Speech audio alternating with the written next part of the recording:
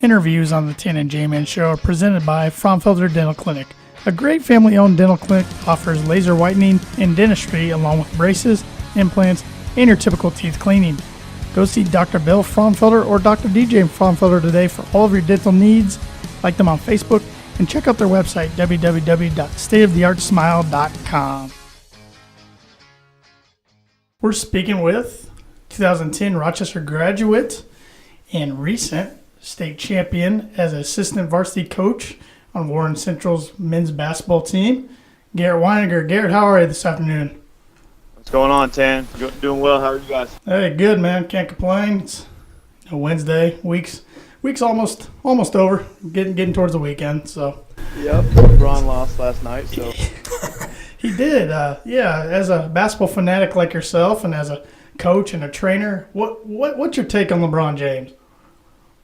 I'm not a huge LeBron fan. I won't say too much about it, but I get into this every day because all my students in class are diehard LeBron fans. So I try to tell them how LeBron would have been if he would have played in the Jordan era. I try to let them know, and they try to say he doesn't have any talent around him, which my response is he runs off everybody and every coach he's ever had. So it's true. I don't know. I just don't understand why he won't go in the post every time. And then if they aren't going to double and score, and if they put someone big on him and pull him out, I think he settles for jump shots too much, in my opinion. I completely agree. I mean, you play with him on 2K, and all I do is drive. Nobody can stop him. I mean, except me. I can stop you when you're LeBron. Yeah, okay. But yeah, it definitely doesn't pain me to see what the Celtics are doing to him. That's for sure. No, and I'm happy to see Brad Stevens doing well, obviously, with the injuries they've had, to still be playing the way they are. I mean, it just shows how good he is at what he does. Best coach in America.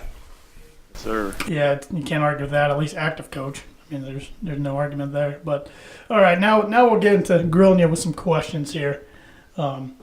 First off, I want to know how this state experience and this state trip compared to yours as a player on the 09 Rochester team that was runner-up to Princeton. You know, Val asked me that. Val called me and did a little interview, and he asked me that, and I've thought a lot about it since then. It's been a lot of fun just to go through this and be able to reflect a little bit on the 2009 run and, you know, think about what was similar and also kind of draw on my experience from that. Obviously, I watched a lot of that run from the bench, so I had a good coach's perspective on, you know, kind of what goes on. But it was similar in that it was Warren's first state championship run. It was Rochester's first, you know, big run, and first time making that far in a long time. And just the way that the town of Rochester got behind us, it was very similar to that. The community, you know, at Warren and the east side of Indy, just how they got behind the team. I think they were concerned that we wouldn't sell as many tickets as the other state teams because, you know, the big schools in Indy typically don't do as well with ticket sales, which surprises people, but we sold out tickets in like the first day. I mean, it was a lot of similar things in the way the community got around us, and also the way that we were kind of underdogs. I don't think anyone had us in the top 10 this year going in. I mean, we were probably the only ones, you know, our guys and our coaches who thought we had a chance to make a run, and I thought that was similar. You know, how we kind of in 09, I think we were the smallest 3A school in the state, or one of them, and for, you know, obviously Warren's one of the bigger schools, but just coming from that underdog perspective. And I mean, about midway through the year this year, 3/4 of the way through when we're undefeated, we started getting a little bit of recognition. But for a long way, you know, is that we were underdogs, and even against Romeo in the semi-state game, and even a little bit in Carmel, I felt like a lot of people thought we weren't going to finish it out. So I think that was really similar, just the community and then just the underdog factor. What made this Warren Central team so special? Was there a moment before the season that you thought you guys could go on this type of run? Without a doubt, if I had to pick one word that made it special, it would be unselfishness. We had 6 players who averaged 8 to 12 points. So no one scored over 12. We had 6 players who averaged 8 to 12 points. And I've coached a lot of AAU the last 5 years, coached at Bloomington South first season, coached middle school for a couple years, been here 2 years. And without a doubt, the most unselfish team that I've ever been a part of. And Coach Byers, our head coach, I mean, he's been doing it for a long time. He's one of the best coaches there is, and he said the same sentiment. He's been doing it for over 30 years. It was the most unselfish team he's been a part of. And, I mean, we had a lot of games throughout the season where we'd have 25 field goals and 21, 22 assists. So it was just definitely the thing that made it special was the unselfishness and then just the intensity and kind of the never-quit attitude. You have 10 games where you're down with less than 3 minutes to go, and we come back in. 10 games where we win by 5 points or less. So it was just they never quit. Their motto was "Can't fold, won't fold." They said that all season, and they stuck to it, and we found ways to win. As far as before the season, I think this past summer we were missing our 2 football guys, which is Dean Tate and David Bell, and they were going to be starters for us, our only returning starters. And then we didn't have Cushenberry yet because he transferred in at the beginning of the school year. And this summer we were a little depleted as far as what we could have possibly had, and we still had a really good summer. So I think at that time we had a pretty good summer, and we were kind of talking like, when we put D-Bell and Dean in this mix, this is going to be a pretty good team. We had no idea. Obviously didn't think we were going to go 32-0 and run the table in the mix just because that doesn't happen. But over the summer with the roster we had, basically playing no returning starters and missing those football guys and still playing well, we thought, putting those guys in, we had a chance to be pretty good. And why do you think it was coming into this year that you didn't get the respect you probably deserved? I mean, it wasn't like you guys were slouches last year. You were pretty darn good last year. Yeah, I mean, we were 21-3 last year, lost in the first game of the sectional, unfortunately. But just the fact that we don't have any big name high D1 guys yet. We had lost Max Smith, who went D1, is a good player, and lost a couple other good seniors, so had a lot of spaces to fill, and then just don't have anyone right now with a big-time basketball offer. Obviously, David is a big-time football guy and has about every offer as far as football goes. As far as basketball, we don't have some of the high D1 guys at a lot of the schools that we play against in the MIC, and our schedules do. So I think that anytime you got guys with IU offers and Purdue offers and big names, those get a little more recognition as far as rankings go. So we were, maybe a little not respected, but just a little people didn't know what we were going to come back with, losing the seniors we did. Speaking of big-time college basketball players, take us through that semi-state game against New Albany and Romeo Langford. Yeah, I mean, it was unbelievable. The atmosphere was unbelievable. I've been to high school games all over the country. I've been a part of a lot of the biggest AAU tournaments in the country, running some for Adidas. I was 8 rows behind the bucket for the IU Kentucky Watford shot. I've been to a lot of these big games, Final Fours, NBA playoff games, and I really believe the atmosphere at Seymour that day was as good as any that I've been in, and maybe the loudest, just because there were so many people packed into that gym. And so, first thing, just the unbelievable atmosphere. It was for our guys to be able to be a part of that game, us being 30-0 at the time, them having, in my opinion, the number 1 player in the country, one of the best players to ever play in the state of Indiana, them only having 1 loss. It just, I feel extremely blessed to be a part of that game. I think it's a once-in-a-lifetime thing. For the actual game, it was just a battle. I mean, Romeo's unbelievable, and I'm sure we'll talk a little bit more about him, but he got his, and we knew that, and our goal the whole game was to try not let everybody else beat us, pressure him, make him uncomfortable, but know that he's going to get his, and then not let everybody else go off. And we thought Cushenberry had a good chance to disrupt what each could do, because we believed in Cush's ability to defend. And then at the end of the game, we knew they were going to go to Romeo, so we really tried to start doubling and getting the ball out of his hands. And with all that, all that being said, the records and the situation, the atmosphere, to come down to tie game, less than a minute to go, ball in his hands, and then to kind of play out the way it did with us winning on that last second shot, I don't know if I'll ever experience another game like that. Tanner is dying to hear how good Romeo Langford's going to be at Indiana next year. Can you give us a quick scouting report? Yeah, well, I'll say I'm happy he chose IU. I'll tell you that. But I've been coaching against him, seeing him play since he was in the 8th grade. I coached at a middle school in Bloomington for a while, and I was help coaching an 8th grade team that played against him, and he scored like 42 on us in 8th grade. So, I mean, he's the real deal. I think he's kind of a rare occasion where someone lives up to the hype that you see. I mean, everyone knows how skilled he is, and he is. He can score from deep. He can score off the dribble, the pull-up. He can get all the way to the rack. He can finish. He can elevate. But really what separates him, especially at the high school level, is just his IQ. I mean, he's He's a smart kid. He's extremely knowledgeable on the game, and his demeanor never changes. He's just, no matter the situation, even in our game, our guys are in you. We pressure 84 feet. It's a little chippy. His expression, his emotions never get the better of him, and he's just, he's the real deal. I hope he stays too, but obviously I think he's a one-and-done guy. I think he'll be a lottery pick after next year. And I think he's an immediate program changer for Archie, just the fact that he lands that guy and just shows the state of Indiana that, we're here to mean business. I think it's gonna have a domino effect in the state for Archie. I know you love hearing that. Yeah, I'm not. I gotta admit, I'm not looking forward to facing him twice next year. But hey, that's all right. That's all part of it. But was there any other high-profile players that you'd like to talk about a little bit that you played against this year? We played against Trace Jackson Davis at Center Grove. They're going to be really, really good next year, and I think he's going to be really good. Another game, we're down 8 with 2 minutes to go in that one too. Come from behind victory. Played against, where we start? Obviously, John Michael Malloy with Carmel. Regular season, same thing. We're down 6 or so with 2 minutes to go. Come back and went on a buzzer beater. This was our senior night, and Cushionberry hit a buzzer beater to beat them, and then obviously played him again in state. And we played him pretty late in the season, our senior night, but even from our senior night until the state game, he got a whole bunch better, and we couldn't stop him in the state game. You guys probably saw that down the stretch, but whenever he got the ball, we don't have a big rim protector. We got a couple guys with length, but as far as strength goes, he was getting the bucket. He was showing some things. He was finishing over his left shoulder better. He was looking really good. In the regional, we played against Ben Davis.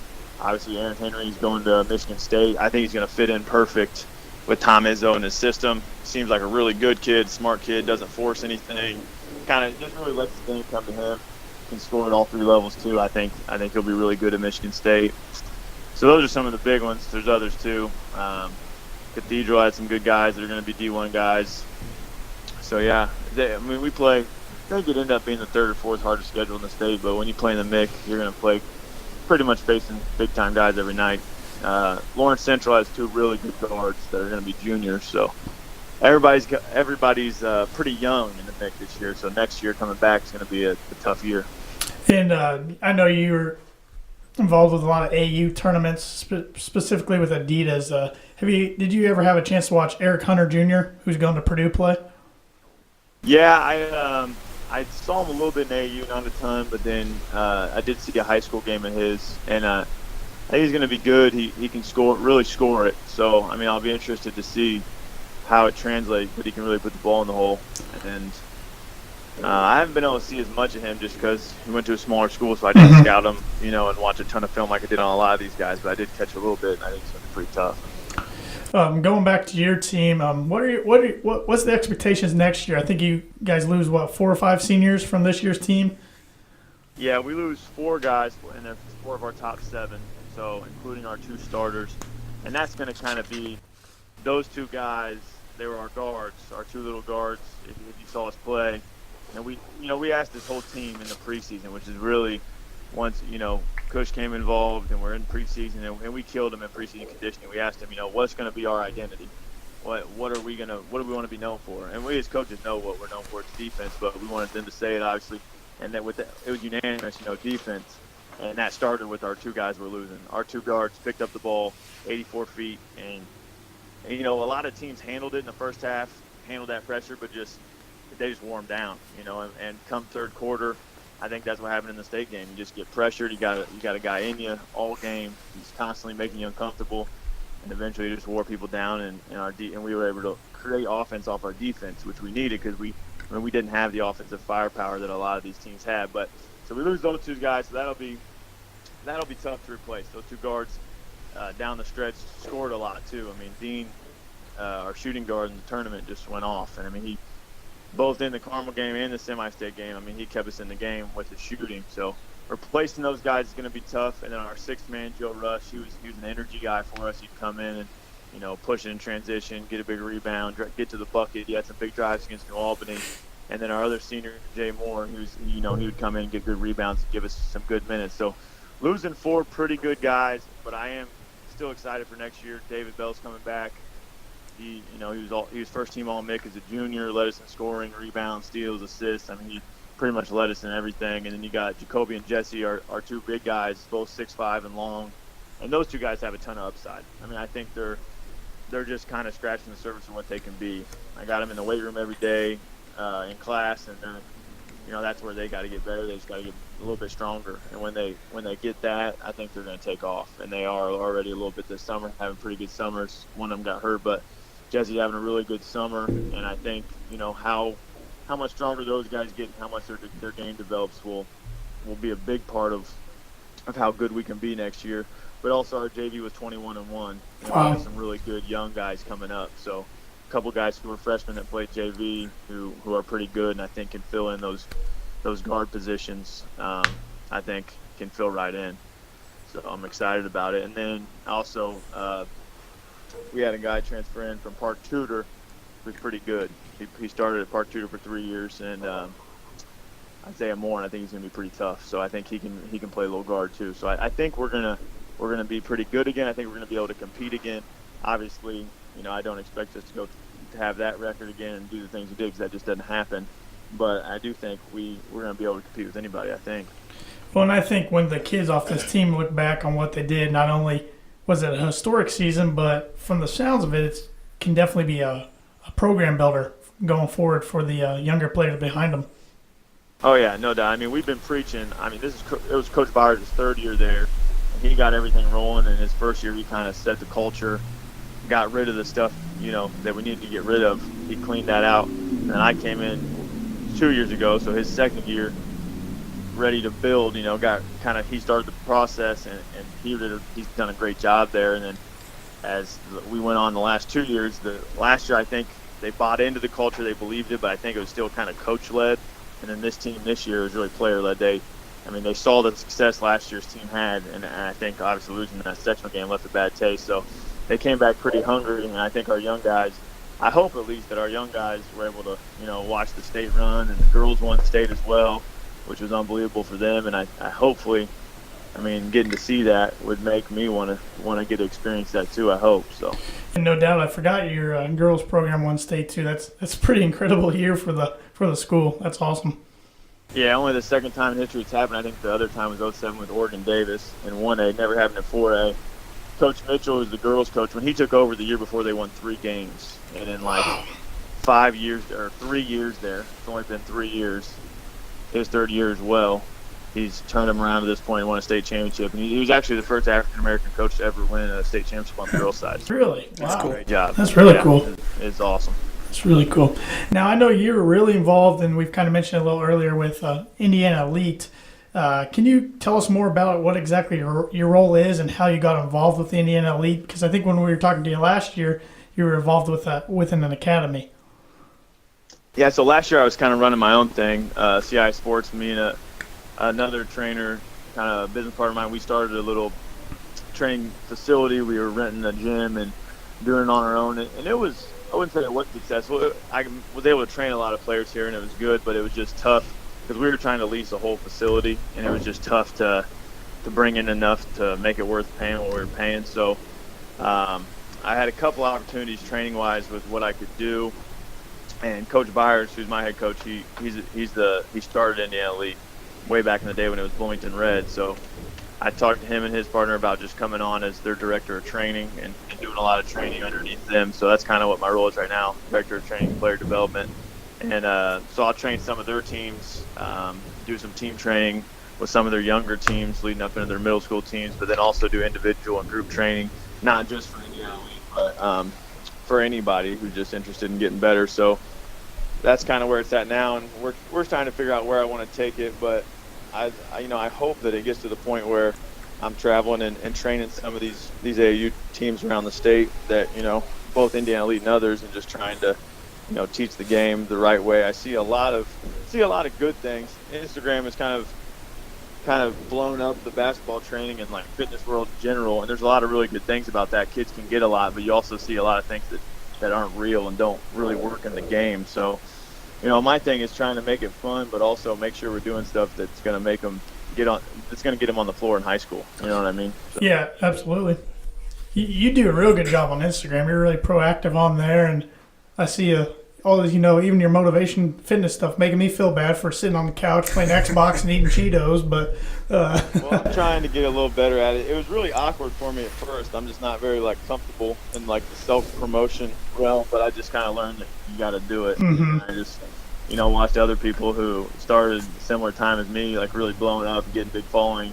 And I was so inconsistent with it for the last 3 or 4 years. So I've been training. So of late, especially the last 6 months, I've tried to, get a little more consistent with it and just be a little more open, about my life and what I believe, and what I do, and how I train. It's an awkward thing to put yourself out there, but I think it's important, and it's just the way the world is going. If you want to have a halfway successful business, you got to be willing to do it. So, what is your Instagram handle so people can follow you? It's at Coach Winegar. So Coach and then Vinegar with a W is how you spell my last name. And then for training info, they can go to IndianaElite.com and click on events and training. But all my content as far as videos I put up, drills I put up, and even some workouts and fitness stuff I put up is all on the Instagram. And yeah, it is awkward promoting yourself, but I think you're doing a really good job with it, so keep it up. I mean, like you said, you just got to go for it, and I think you're doing a really good job. So I am curious, of course you train a lot of kids, a lot of them are probably gym rats or turning into gym rats, watch a lot of basketball. Are there any players you recommend younger kids to watch and kind of try to reflect their game upon? Yeah, I mean, I think it's just because there's not a lot of big guys around, but I tend to get more guards trained, and I'm probably a little better with guards, but it depends. If it's a point guard, I always recommend Chris Paul. I just like the way he can play. I like the way he reads ball screens. I like some of the things he does. And, I'll do film study with him. I'll pull up, a little highlight film of some ways he's coming off of ball screens, how he's attacking the hedger and things, and try to get them to just watch the game from a different perspective. I think when you start coaching, you start watching the game, a little bit different. It's no longer really that fun to watch, but it is, but you're just trying to analyze it. I'm always relying on stuff. So definitely Chris Paul when it comes to, guard and reading screens and coming off ball screens. And then as far as some other guys in the current game, I like watching J.J. Redick just because he moves so well. He's always coming off screens and moving really well. And also Kyle Korver's, the way he shredded the Pacers coming off screens and just learning how to read those screens. And guys I like to try to find guys who the guys I'm training could do what they do. There's no reason for me to tell them to watch LeBron because they're not 6'8" and 260. Yeah. So it's just not going to help them. But, Chris Paul, the way he plays, he's low to the floor and things he does, those guys who are really good at using their body, coming off screens and reading defenders, I try to get them to watch guys like that rather than, even like Kyrie Irving. He's unbelievable with the ball, and he's also really good at coming off screens. But some of the things he does, I just don't see my guys being able to do. And I'm just being honest. When I'm training a fifth grader, he can watch Kyrie do all that stuff, but it's going to be tough for him to mimic. But so I try to, get him to watch guys, and even Steph Curry, the way he comes off screens, I just try to put it in context for him. That why is he able to shoot the shots he's able to shoot? Because he's worked, tirelessly, shot hundreds of thousands of shots, so he's allowed to shoot that shot. If you shoot that shot, you're coming out. You know what I mean? So I got to try to put the game, put it in a little bit of context for them, because sometimes they want to do what they see on TV, but it's not gonna help them. What's the most rewarding part of training these kids?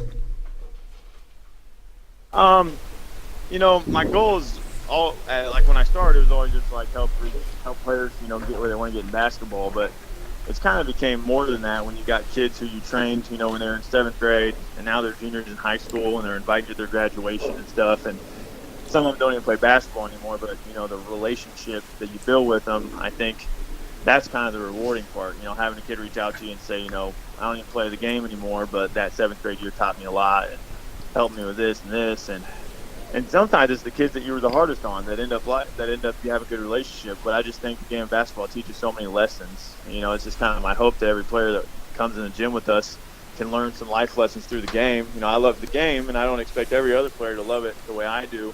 But hopefully they can take something from the way we do things, and then they, hopefully walk away not only better players, but better young men, sons, future husbands and dads and all that stuff because of the experience they had with this. So that's definitely the most rewarding. Seeing a kid have success in the game of basketball is great, but when you see a kid do something outside of basketball, I think that's where I feel, the most reward.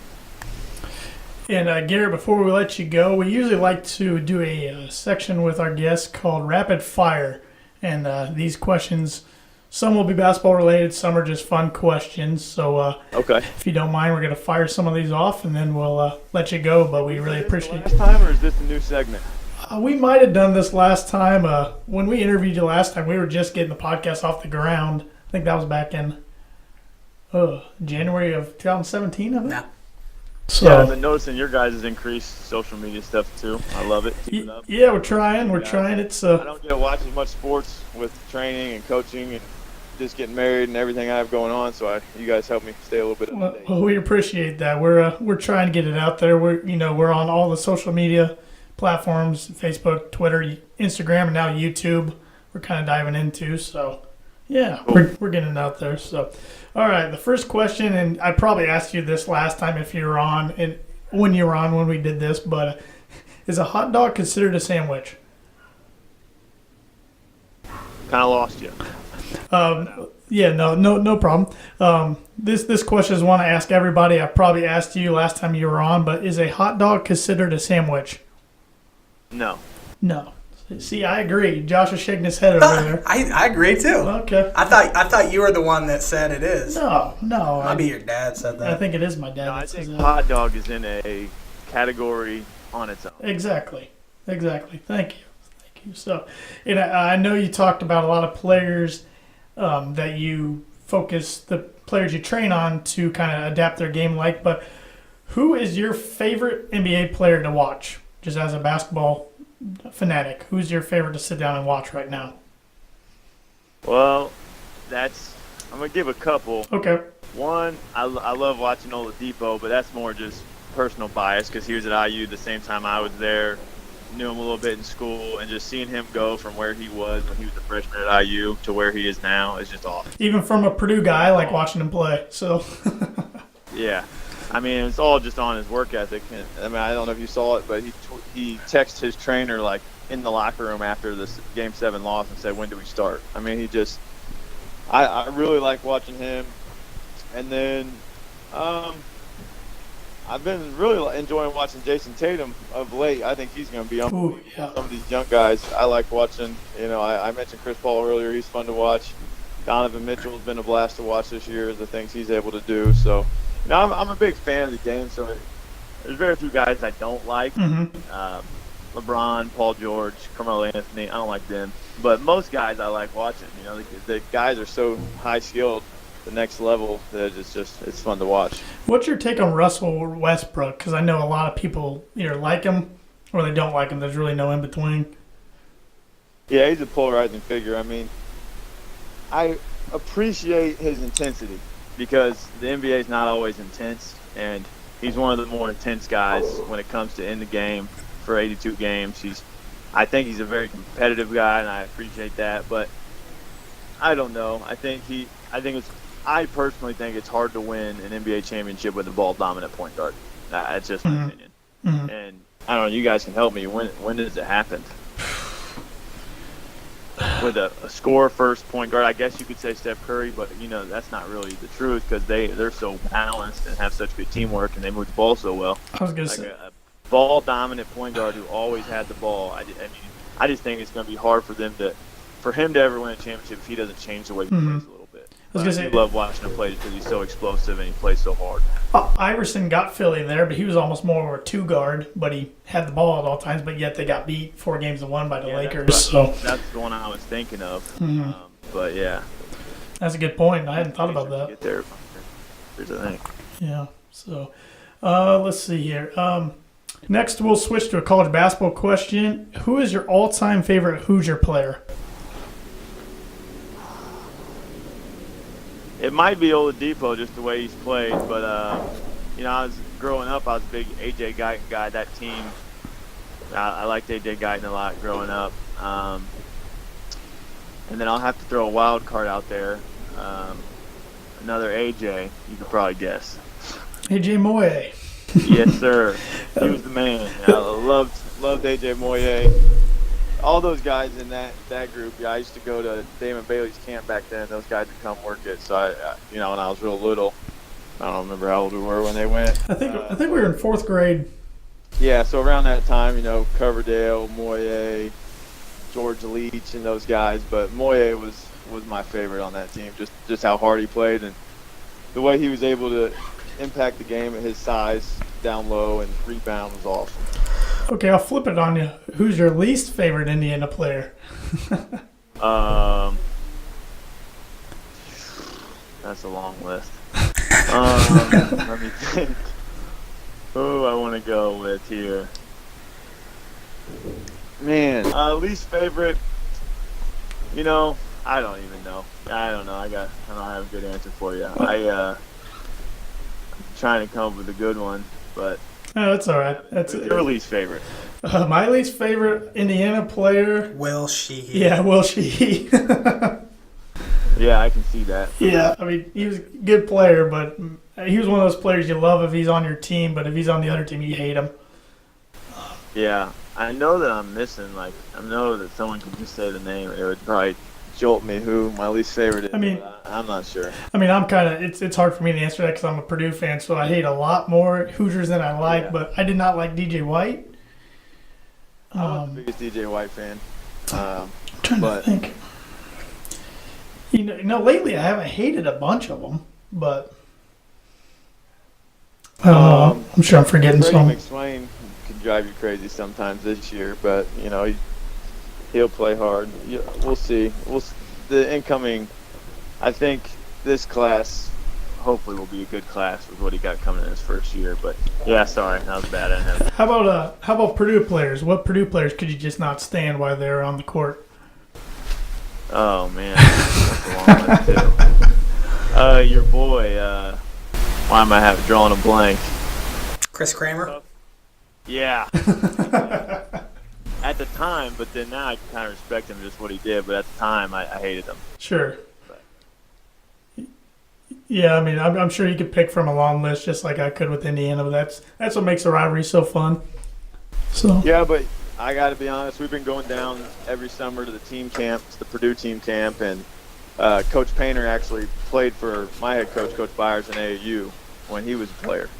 So he's been great to us when we go down there, and I hate teams a lot less than I used to. Sure. I just appreciate when you see something, you see something that's good, and I actually enjoyed watching Purdue play quite a bit this year. So. Yeah, I was happy with the season they had. I mean, of course, I was disappointed with how it ended, but I think they'll take a step back next year. But I like the class that Matt's bringing in. So, and I'm a big Matt Painter supporter, have been since he started there. So.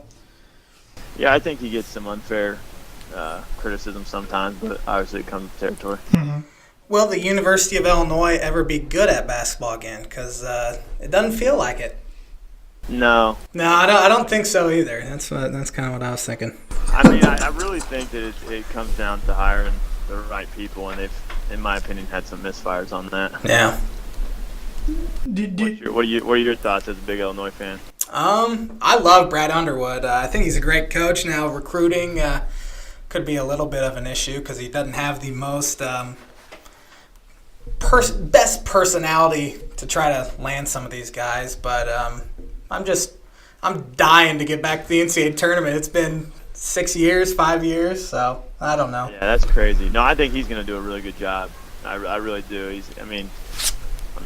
What's his record? What's his overall coaching record? I know he's coached quite a few seasons, but I think it's something ridiculous. Like he's got over 70% winning record, I think. Yeah, coming into last year, he had the highest winning percentage in college basketball, and of course this year took it down. But he did a great job at Stephen F. Austin and first year at Oklahoma State. So I'm just hoping one of these days I'll be able to see that name called on Selection Sunday again. I mean, don't you think? I mean, isn't it all about locking down Chicago, or is that not? Is it not that simple? Anymore. I mean, there's so much drama in Chicago with recruiting. I almost kind of want them to not even recruit it anymore, just because of some of the crap that goes on there with the AAU programs and all that. But really, I think Chicago's kind of overrated anymore. Some of these guys are really highly rated in Chicago, mainly just because it's Chicago. So really, I think they need to start hitting St. Louis and downstate Illinois more because the years they've been really good. It's been guys from Peoria and East St. Louis and St. Louis. So I don't know. Okay, we'll still stick with the Indiana question for you, but how do you think the Indiana Hoosier football team's going to be this year? I really like Tom Allen, so I'm excited to see what happens. To be honest, I just haven't followed it enough to give you a legitimate answer. I'm hoping that maybe D. Bell will go there, but he can go about anywhere, so I doubt he'll end up at IU. He might end up with you. Who knows? Yeah, I'd like to see him in black and gold. There were things I liked better. Definitely under Allen. I felt like, there were some strides on the defensive end. And so I don't know. I think that we're going to probably be about the same. We'll get close to 6 games, maybe win 6 or 7 games and go to Crappy Bowl. That's about what I expect. And until something different happens, that's about what I'm going to expect. Because I had some years where I got excited and I think they just got to learn how to win. Yeah. I believe that they can do it. That's all it takes, really. I mean, it's brutal in the Big Ten East too. Yep. Yeah, that's a good point. Good point. And I guess we can leave it with this question. It's not basketball related, but I know you're a big Colts fan. Were you happy with the Colts draft, and what do you expect out of them this year? I know a lot depends on the health of number 12 Andrew Luck. Yeah, I was happy with the draft, and I've been pretty impressed with Chris Ballard pretty much through everything. I like him. So I'm excited about the Colts, but like you said, it's all about Andrew Luck. And to be honest, I don't know if anyone knows anything. No, it's pretty secret. So, I sat in at the town hall. They did this thing last year, the big town hall thing. And it was at Butler. And Irsay talked and Ballard talked, and Irsay said, Luck's going to be ready for week 1. And that was before last season. And then obviously he didn't play the whole year. So after that, I just want to wait and see what happens. You know what I mean? But obviously finally picking an offensive lineman early, I'm excited about. Hopefully it's not too late. But you just got to put people in place to protect Andrew Luck. The guy out of South Carolina State, what's his name? Leonard? Yeah, the linebacker. Yeah, the linebacker. I think he'll be solid. I like the picks. I think, if nothing else, I don't know a ton about each of the guys. I haven't done all my research, but if nothing else, I like the positions that they drafted. I'll say that. No, I thought they did a good job in the draft. I mean, I don't think they're ready to get back to the playoffs this year, but I think they can build on this year for the future. I do too. But I think Ballard's got a pretty good handle on what's going on, so I trust him in the direction we're going. And that's definitely a division the Colts can't afford to take too many steps back because you got a young team in Jacksonville who's now had some success. Can they sustain that and keep up the attitude of winning? And then you got Houston Texans who's hungry, and if Deshaun Watson can stay healthy, they might be a Super Bowl contender. Yeah, and bottom line is when you have a guy like Luck, if he is healthy, you got to capitalize when you can. I mean, I feel like we've wasted, already a little bit of this career. I mean, he's 28 now, so I just think we got to put a team around him now, and because even you get a team around him, it might take 2 or 3 years to get to the point where you break into where you can maybe compete for a Super Bowl. So I'm hoping that we get on that path and build now so he can have a chance to make some consistent runs before the end of his career. Yeah, no doubt. You gotta take advantage of a talent like that when you can. I mean, especially getting a quarterback like him right after you had Peyton Manning for so long. That does not happen every day to every franchise. Let's just put it that way. Yeah, no kidding. And I think that's what's been the hardest for Colts fans is that we just been spoiled. In the regular season going straight from Peyton to Luck, and then having the success we had, having one down year, but then right back to winning. I mean, it's just tough to swallow. And unfortunately, my wife was a cheerleader for the last 2 years. I told her, I was like, she decided to stop doing it. I was like, man, you might want to do it one more year. You cheered for about the worst 2 years. Yeah. So I had to sit through a lot of bad games, but that's all right. Yeah, and I'm sure that's a huge time commitment on her part. I can't imagine how many practices they have and more everything. than I ever knew. I gained a new respect for them for sure. So, well, Garrett, I think that's all we got, but we really appreciate the time you've given us during the interview, and congratulations again on the great historic season you guys had. That's unbelievable. And good luck in the future, and keep up with what you're doing with Indiana Elite. And for everybody that might have missed it earlier, where can they find more information about your training with Indiana Elite?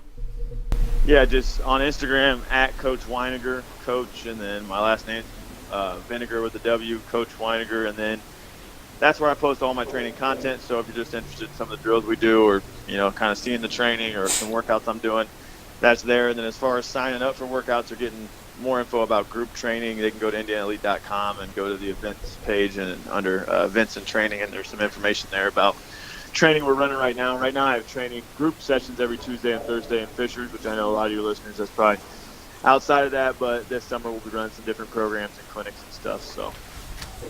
Well, perfect, man. Hey, thanks again. We appreciate you taking the time to talk with us. All right, thank you guys. I appreciate you having me come on, and have enjoyed listening to the podcast. Keep it up. Thanks, appreciate it. All right, see you fellas. See you. Bye.